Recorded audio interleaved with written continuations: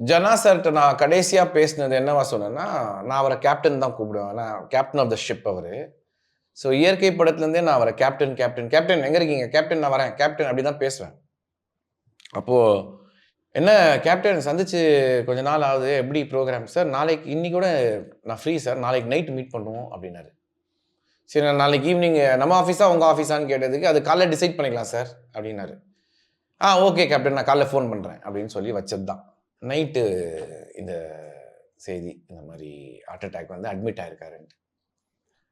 இமிடியேட்டா car எடுத்துக்கிட்டு நானும் Apollo போயிட்டேன். அப்போலோ போயிட்டு அனலைஸ் பண்ணிட்டுருக்கோம் சார் அப்படிலாம் சொன்னாங்க. பட் எனக்கு அங்க கொஞ்சம் டாக்டர் தெரிஞ்சதுனால நான் பர்சனலா போய் கேட்டேன்.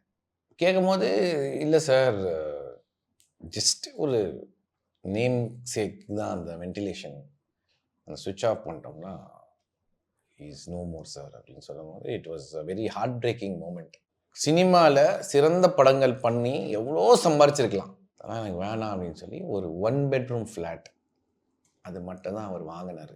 அவருக்கு சம்பளம் பெருசாவும் குடுத்துருக்காங்க, எல்லாம் பண்ணியிருக்காங்க. அவர் என்ன பண்ணியிருக்காருன்னா, குடும்பத்துக்கும், நண்பர்களுக்கும் குடுத்துட்டாரு. எனக்குன்னு கடைசி காலம் வரைக்கும் எனக்கு ஒரு வீடு வேணும், தூங்குறதுக்கு ஒரு இடம் வேணுங்கிறதுனால 1 பெட்ரூம் ஃப்ளாட் மட்டும் தான் வாங்கியிருக்காரு.